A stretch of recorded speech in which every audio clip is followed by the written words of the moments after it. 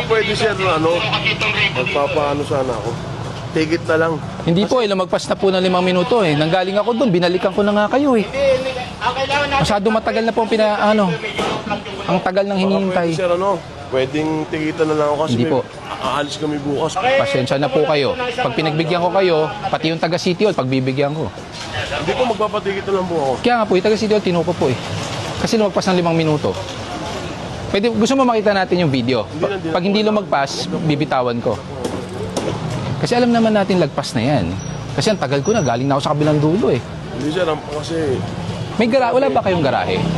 wala po kasi dito. Ang problema natin, ang complaint nyo galing 8888. Ibig sabihin po nun, galing Presidential Complaint Hotline. Cooperate na lang po tayo. Kung ayaw nyo po, kung ayaw nyo ibigay yung susi para may angat natin yan, pwede ko palitan ng tow truck, flatbed. Pakialis nyo, pakuha nyo na rin yan.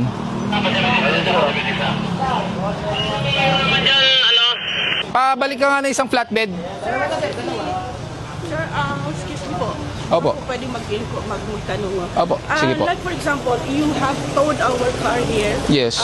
And then, is it possible that it will have it released also the same day? Kasi Yeah, of course. You can get the car immediately. Probably when it arrives in Tumana, Marikina, kung makakasama kayo, if you want to accompany the vehicle there, you can have it processed and you can release it immediately. Okay. Can I request you to see the video? Para Sure. lang, Oh, yung video daw ng tow truck. Kung ilang minuto na. But I'm pretty sure it went beyond 5 minutes because I came from there. I went there to the dulo. Bumalik po ako. So that's more than 5 minutes. Okay. Yes. 6 minutes and 10 seconds. Okay. Ayan na. It's only a matter of like minutes, 2 minutes? No. No, but chief, Protocol-wise, Okay. we only give 3 minutes. Personally, we extended it as a precedence because we've been doing that for quite some time as a humanitarian consideration. Right. We extended it to 5 minutes. Okay. Humanitarian. But then again, you exceeded it 2 minutes. 6 minutes and 10 seconds. 1 minute and Opo. 10 seconds. So, hindi na namin pagbibigyan po yan. Ha? Saka the fact na your street is a two-way zone, paano po dadaan ng kotse kung may nakapark doon? Actually, ang masakit sa no? It's just so happy na we've been doing this, we're clearing all the roads all over Metro Manila, and the thing is, from time to time, ganun pa rin. Do you know what's the problem? What's the problem, sir? Because people lack the self-discipline. People lack being sensitive to other people because they just want the comfort for themselves. It's not about we've been doing it for quite some time, paulit-ulit. Yes, because nasanay ang mga tao. Tulad po niyan, I don't know kung kanino po yan. I think the system itself. Yes. It's also about the system. That's given, no? Lahat ng tao dito may mga motor vehicle. How they could park. And we cannot tell them, don't park here. It's in front of their houses. You can, because you do not own the road in front of your house. We know that, sir. But the thing is, as I'm saying earlier, it's the system itself. Both ways, the system needs to improve. Yes. People need to start improving themselves also. Case in point, this vehicle, considered stalled, abandoned. If you are a responsible owner, would you leave it here? Even though it's an old car? No. Yes. Diba? If you're a responsible driver, Sinasabi ko, sir, you have to park your vehicle in a place that is, I think yung 5 minutes natin, yung 3 minutes plus 2 additional 2 minutes for humanitarian cause, I think you have to, like for example, kami po nandyan, natutulog lang. kung ako po ang masusunod, I would not give any 5 minutes consideration already. As long as you're illegally parked, we issue a ticket, the driver does not come out, we will tow the vehicle. Same case. Are these doing all the streets here? Yes, kung saan po ang mga Lahat po? complaints, yes. Lahat ng Pwede nyo rin i-complain yung kabilang street if you want. Kasi so, walang complaint doon. sa ngayon, wala. So, pwede sila mag-park doon. If approve ang So, yun ordinance. yung sinasabi natin. Yun ang sinasabi ko. I have to explain it to you also because you have the misconception that all streets are allowed to park because it's public use. But then again, there is what we call a city ordinance that is being approved by the city council if they will allow a one-side parking or whatever parking scheme. So then again, this road specifically does not have any parking ordinance. For one reason, it's because this is a two-way street. So technically, two-way papunta doon, one way papunta doon, one way palabas dito. If there are vehicles parked on either side of the road, how will it become a two-way? Diba? People have to be more considerate also of other people. Let's move doon sa ating... Sige po, paano Pwede nilang... nang paalisin para masundan namin. Opo, ayaw po ibigay susi kasi papapalit ako ng tow truck. Pabigay na po kasi para hindi tayo tumagal. Para masundan mo. Para pwede niyang sundan. Pwede. Ako magmamaneho, sir? Ay hindi po, nakatow po yan, nakaangat po yan. So saan ang diretso niya, sir? Tumana, Marikina. Tumana. And then from Tumana, anong gagawin You just have to present your ORCR, Okay. your driver's license, Okay. pay your penalty, then off you go. So far, yung penalty I cannot natin give you the actual estimate because there's what we call a kilometer. So initially Kilometer there's from here? yes. First four Going to Tumana. Tumana. Yes. Okay. First 4 kilometers is about 1,500. Then there's a succeeding for every kilometer. Ito po. Ha? Natikitan nyo na to eh. Nasaan po? Nandun po sa bahay. Iniwanan ko. Papasok lang yung anak Natikitan ka na, pero tinuloy mo pa ko. rin. Oo, nagmamadali nga po kasi ako nung kinuha ko yung ticket, papasok na yung anak ko. Eh, bawal po. Yung motor, Opo, pinarada pero bawal natin kasi lang po. tatlo eh. Tapos lahat kayo walang helmet. Dito lang kami. Hindi porke dyan lang pwedeng walang helmet. Oo nga po. Hindi po ganun. Nasaan po yung ticket mo? Nandun, sir, sa bahay. Nagmamadali nga po kasi kami. Paano ko malalaman na tikita ka talaga? Yan lang po kami, sa tapat ng ano. Sa tapat na po kami ng ano, sir. So, hahayaan ko kayo na tatlo na walang helmet. Sir, dito lang oh. Maliliit lang yung Eh, anak ko. kunan ko kayo ng tricycle.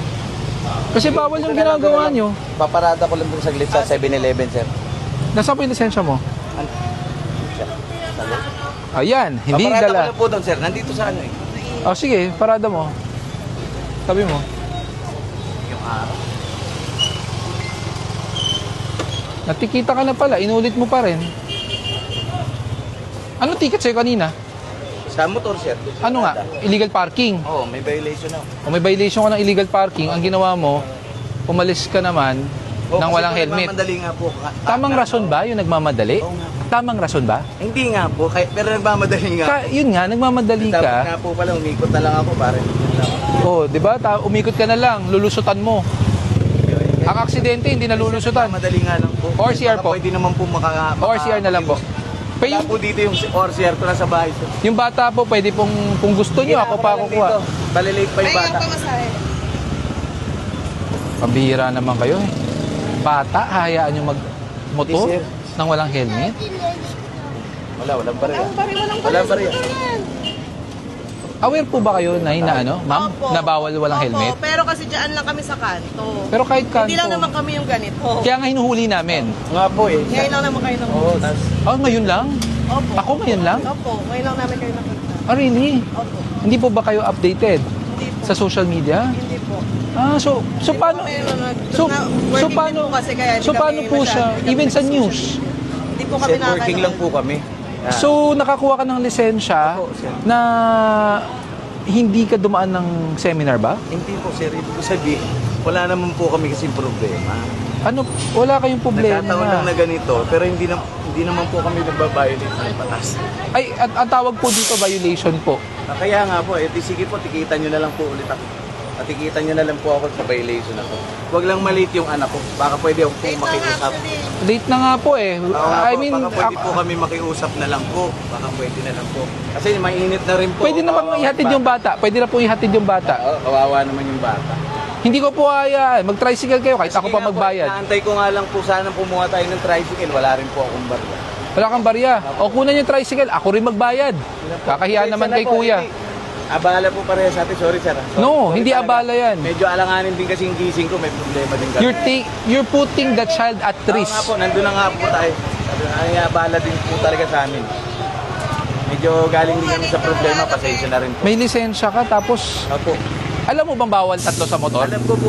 Oo, Sir, eh, bakit ang naghahatid ginawa? lang po kami, sir. Sabi nga ng misis ko, hindi lang kami ang gumagawa dito. So Nagkataon lang nagmamadali kami kasi nga natikita na yung motor ko, mamadali. So ngayon, pag may ibang gumagawa, Opo, pero damay-damay. sana po, muna kami pag-inita, nagmamadali. hindi kita pinag-initan, hindi naman kita kilala eh.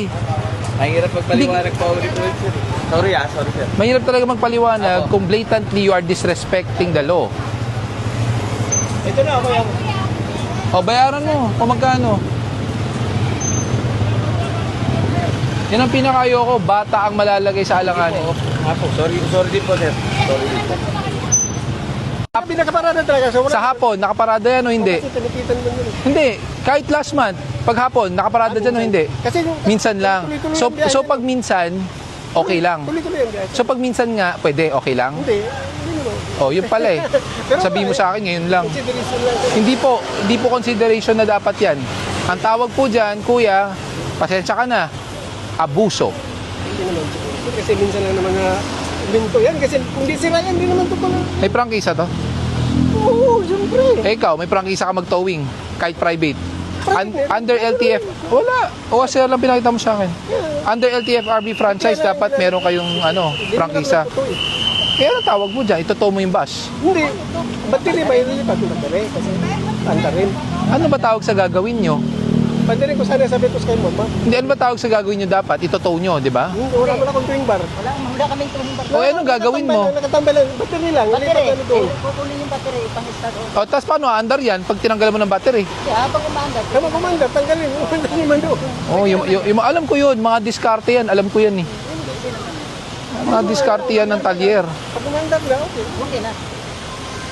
Kahapon tinikitan, ba't hindi inalis? Ba't di mo ginawa kahapon? Sira yun. Eh hindi, kung kahapon, bakit di mo pinaandar kanina umaga? Kaya umaga pa kung gumagawa, sir. Oh, eh bakit, Kami ang transmission eh. bakit ngayon biglang pwede nang lagyan ng baterya at aandar? Kanina hindi. Hindi, kasi gumagawa na yun. Kaya Ang dami nating rason, kuya. Oo, talaga. May rason talaga. Oo. Hindi naman Tama po ba ang pagrarason natin? Kahit alam na nating mali. ginawa. Dito. Tapos may parkingan ka, di ba? May garahe to. Bahay. Oh, eh bakit di mo doon iniwan yung bus at doon mo pinarada? Nasa Eh bakit ito nagkasya? dito yan sa urgent sa vulcanizer. So hindi pa sa iyan, hinira mo lang? Akin yun. Oh, eh ba't di mo doon na pinarada? Yun nga tinatanong ko. Di mo na makikita ulit yan sa dito. Kahit araw-araw. Hindi na, totoo po namin yan, doon na lang sa impounding, ha? Sir,